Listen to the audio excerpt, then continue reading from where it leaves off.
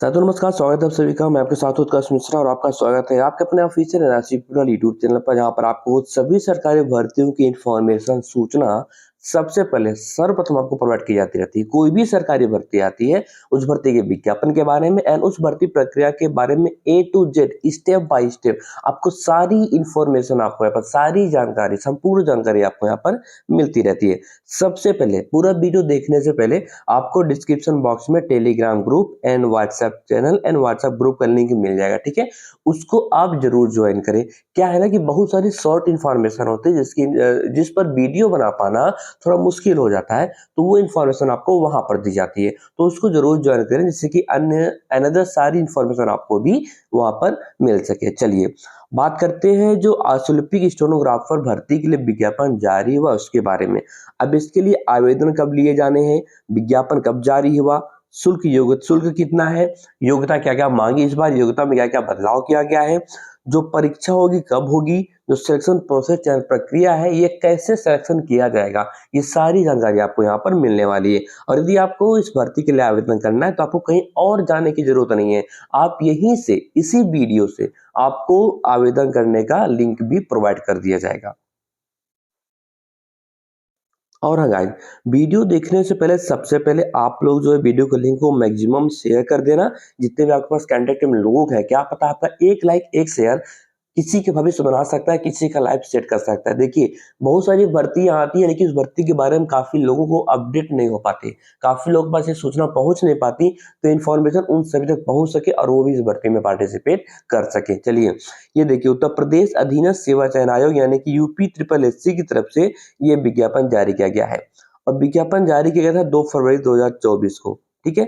और ऑनलाइन आवेदन इसका जो लिया जाएगा वो 26 दिसंबर से लिया जाएगा और 25 जनवरी 2025 तक इसका आवेदन लिया जाना है। यानी कि जो आवेदन की प्रक्रिया है वो 26 दिसंबर से लेकर 25 जनवरी तक है, एक महीने का पूरा पूरा समय है।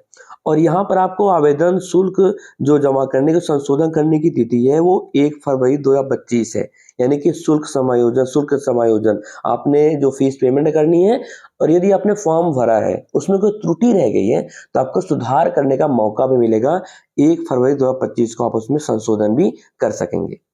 अब यहाँ पर सबसे पहला पॉइंट है कि इस भर्ती में आवेदन कौन कौन कर सकता है। देखिए इस भर्ती में आवेदन सिर्फ वही कैंडिडेट, वही अभ्यर्थी, वही बच्चे कर सकते हैं जो पेट 2023 एग्जाम में बैठे थे। जिन्होंने पेट का एग्जाम दिया था 2023 वाला, वो इसी भर्ती में बैठ सकते हैं, क्योंकि उनको यहाँ पर शॉर्टलिस्ट किया जाएगा। यहाँ पर स्पष्ट लिखा है कि जो प्रारंभिक ऐता परीक्षा 2023 यानी कि पेट 2023 में सम्मिलित हुए हैं, उन्हें आयोग द्वारा स्कोर कार्ड जो है जारी किया गया है, और वे जो वही जो है इस परीक्षा में बैठ सकते हैं। और यहाँ पर बता दो कि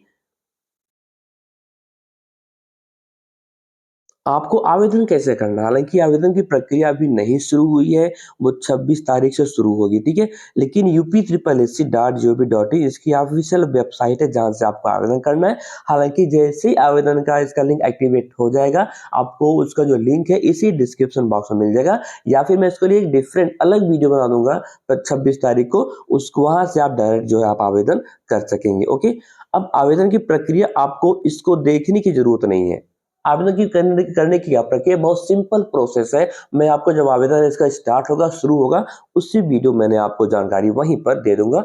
आप आसानी से अपनी मोबाइल से, स्मार्टफोन से, टैबलेट से या फिर पीसी से या फिर लैपटॉप से आप आवेदन कर सकते हैं। अब यहाँ पर बात करते हैं कि जो आवेदन शुल्क है वो कितना है। देखिए सबके लिए, आप किसी भी कैटेगरी से बिलोंग करते हैं, चाहे आप ओबीसी हो, अनारक्षित हो, रिजर्व हो, एससी एसटी पीएच हैंडीकैप, जो भी आप किसी भी वर्ग से बिलोंग करते हैं, आप किसी वर्ग से आप हैं, सबके लिए मात्र 25 रुपए यहाँ पर आवेदन शुल्क है, ज्यादा यहाँ पर शुल्क भी नहीं। ओके, अब यहाँ पर जब आप फाइनल प्रिंट, जब आप पूरा फॉर्म को फिल कर लें, उसके बाद फाइनल प्रिंट जरूर आप ले लें, क्योंकि आपका सारा डिटेल्स उससे मिलेगा जब भी एड में। हालांकि एक बात और, अभी जो इसका एग्जाम डेट है, क्या अभी जो एग्जाम डेट है वो नहीं दिया गया, अभी वो टेंटेटिव है, ठीक है। अभी उसको जैसे ही आवे, जो भी एग्जाम डेट आएगा उसके लिए विभाग आयोग जो है आपको अलग से सूचित करेगा। अभी एग्जाम डेट यहाँ पर क्लियर नहीं किया, लेकिन ये मान के चलिए कि इसका जो एग्जाम होगा वो मार्च के बाद ही होने की संभावना है, ठीक है। मार्च, मिडिल मार्च, या फिर मार्च के लास्ट वीक में, या फिर मार्च के बाद होगा, उसके पहले, फरवरी के पहले होने की संभावना बिल्कुल भी नहीं है। और अन्य जानकारियाँ जो है वो भी आपको यहाँ पर दे देता हूँ। आवेदन पत्र में संशोधन का मौका आपको मिलेगा और किन-किन क्षेत्रों में आप अपना संशोधन कर सकेंगे, वो यहाँ पर प्री डिफाइन किया गया है। आप अपने नाम में कोई गलती हो, वर्तनी में गलती, स्पेलिंग कोई गलती है, वो चेंज कर सकेंगे। अपने हस्बैंड या फिर फादर्स के नेम में एंड आपका जो पत्राचार का पता है उसमें चेंज कर सकेंगे और उसके बाद जो आपने आपका व्यक्तिगत जैसे ईडब्ल्यूएस हो गया, आपने आरक्षण की श्रेणी का कोई आपने गड़बड़ कर दी है, तो उसमें आप परिवर्तन कर सकते हैं, जाति प्रमाण पत्र में कर सकते हैं, जेंडर में कर सकते हैं और जो आपका एजुकेशन क्वालिफिकेशन है उसमें, ठीक है? अब यहाँ पर क्वालिफिकेशन की भी बात कर लेते हैं, ठीक है? ये सारी चीज़ें आपके काम की नहीं है, पदों का विवरण है, ये सभी आप जानते ही हैं। सबसे पहले यहाँ पर जो एजुकेशनल क्वालिफिकेशन है वो क्या होगा ये देख लेते हैं, यानी कि जो कौन-कौन कितने योग्य वाले इस फॉर्म के लिए आवेदन कर सकते हैं उसका भी जिक्र यहाँ पर पहले से ही कर दिया गया। देखिए, अनिवार्य रहता है यानी कि कंपल्सरी एजुकेशन क्वालिफिकेशन क्या-क्या है वो यहाँ पर डिफाइन किया गया। सबसे पहले पहला पॉइंट ये है कि आप जो है 10+2 यानी कि इंटरमीडिएट आप पास आउट होने चाहिए, स्पष्ट लिखा है, ओके? 10+2 आप क्वालीफाई होने चाहिए। उसके बाद आपको शॉर्ट हैंड टाइपिंग होती है, ठीक है? कोर्स होता है, वो आपके पास होना चाहिए। उसकी नॉलेज, उसकी जानकारी और यहाँ पर हिंदी आंशुलेखन और हिंदी टंकण में 80 शब्द प्रति मिनट और हिंदी टंकण में 20 शब्द प्रति मिनट की आपकी टाइपिंग स्पीड होनी चाहिए।